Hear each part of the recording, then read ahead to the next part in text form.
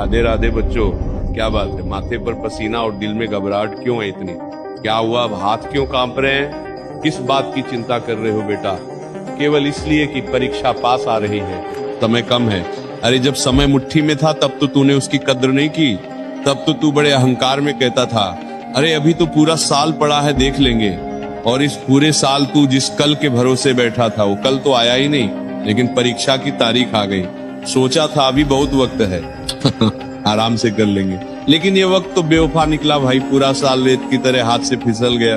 और अब जब कैलेंडर पर परीक्षा के लिए केवल 21 दिन बचे हैं तो तेरा ही मन तुझे डरा रहा है, तुझे ही सोने नहीं दे रहा है ना।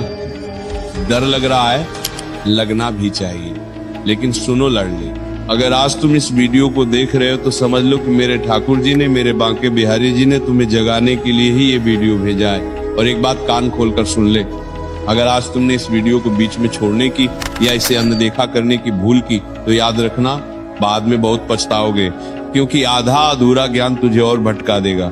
इसलिए इस वीडियो को अंत तक देखने का धैर्य रखना, नहीं तो ये तुम्हारी बहुत बड़ी भूल होगी। क्योंकि ठाकुर जी तुम्हें गिरने नहीं देना चाहते, इसलिए वो तुझे एक आखिरी मौका दे रहे हैं अपनी भूल सुधारने का।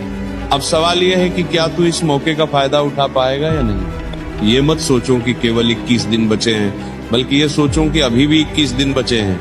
ये अगले 21 दिन तेरे भाग्य को बदलने वाले दिन है। यकीन करो, क्योंकि इतिहास गवाह है, जिसने अंतिम क्षण में अपनी पूरी जान लगाकर दौड़ लगा दी, जीत उसी की हुई है। अगर तू आज जाग गया और अपनी पूरी ताकत झोंक दी तो मैं दावे से कहता हूँ हारी हुई बाजी भी जीती जा सकती।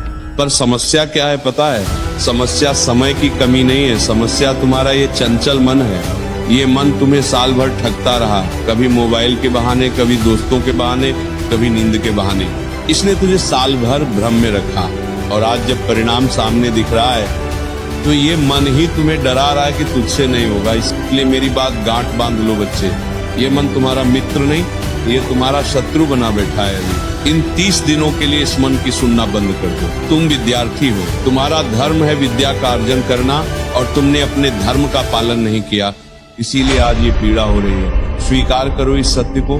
देखो बच्चों, इन अगले 21 दिनों को साधारण दिन मत समझो।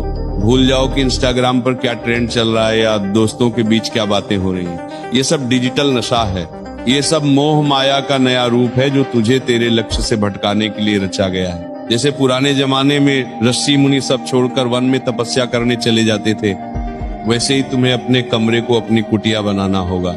और ये जो हाथ में 6 इंच का मोबाइल लेकर बैठा है ना, ये तेरा दोस्त नहीं, तेरा काल है।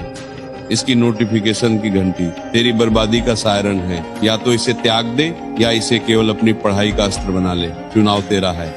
अब मैं तुझे वो 3 मूल मंत्र बताने जा रहा हूँ, जिसे अगर तूने पकड़ लिया तो तुझे टॉप करने से कोई रोक नहीं पाएगा। ध्यान से सुनना।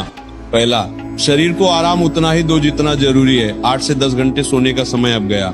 अब ब्रह्म मुहूर्त में उठने का प्रयास करो, क्योंकि उस समय दुनिया सो रही होती है और ब्रह्मांड का वाईफाई सिग्नल सबसे स्ट्रांग होता है। वातावरण में एक दिव्य शांति होती है। उस समय तू जो भी पढ़ेगा वो रट्टा नहीं मारना पड़ेगा, वो सीधा तेरी बुद्धि की हार्ड डिस्क में हाई स्पीड से डाउनलोड होगा और ऐसा सेव होगा कि परीक्षा तक डिलीट नहीं होगा।